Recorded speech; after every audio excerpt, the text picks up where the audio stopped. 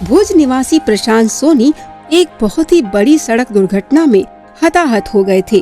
डॉक्टरों ने इनके ठीक होने में आशंका जताई, लेकिन प्रशांत के बड़े भाई भरत ने अहमदाबाद आश्रम के बड़दादा की परिक्रमा की मन्नत क्या मांगी कि प्रशांत अपने पैरों पे न केवल खड़ा हुआ, पैरों के बूते चलकर बड़दादा की परिक्रमा करने खुद आ गया।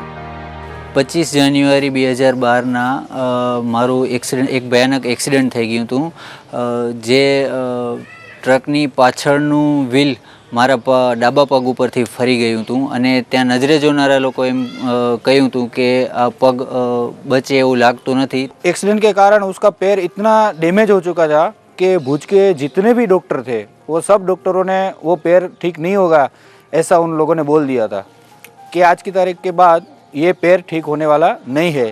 लेकिन मेरी बापू के ऊपर और दृढ़ श्रद्धा थी। भले मेरा भाई साधक नहीं था, लेकिन मेरी श्रद्धा ऐसी थी कि मैंने अपने भाई को बोला था कि भले डॉक्टर ने मना कर दिया है, लेकिन तू चिंता मत कर, मैं तेरी तरफ से मानता रखता हूँ और तेरा पैर जो है वो 100% ठीक हो ही जाएगा। मैंने वड़दादा से प्रार्थना की थी कि हे वड़दादा, अगर मेरे भाई का पैर अगर आप ठीक कर देते हो तो उसी को मैं आश्रम पे लेके आऊँगा और वो अपने पैरों से वड़दादा की परिक्रमा करेगा। आज वही घटना को 2 साल हो चुके हैं। 2 साल के बाद वही मेरा भाई आज अपने पैरों के ऊपर आया हुआ है और यही वड़दादा के ऊपर उसने परिक्रमा की है।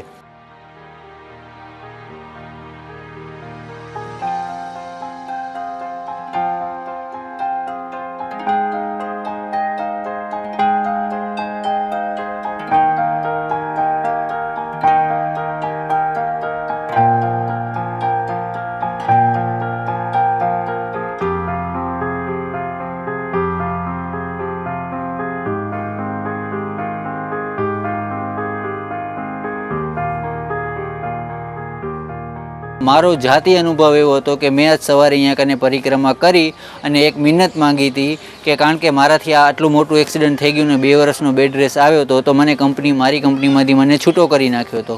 તો મેં માનતા માનીતી કે હે વડદાદા, જો મારી ગયેલી નોકરી મને પાછી મળી જશે તો હું તમારી પ્રદક્ષિણા કરવા માટે પાછો અહીંયા કને આવીશ। जो नौकरी उसके पास से चली गई थी, उस नौकरी के अंदर उसने प्रमोशन के साथ जो मन्नत मांगी थी वो शाम तक तो वो ख़त्म भी हो गई और उसको सामने से लेटर भी मिल गया, फ़ोन भी आ गया और आज से आपकी सर्विस वही प्रमोशन के साथ, इंक्रीमेंट के साथ उसको मिल चुकी है।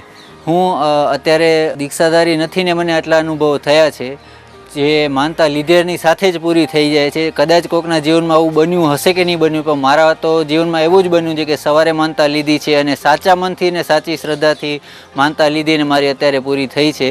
તો હવે દીક્ષા લીધા પછી મારા જીવનમાં કેટલા ફેરફાર આવશે કે હું કેટલો આગળ વધીશ જેની તો હું કલ્પના પણ નથી કરી શકતો।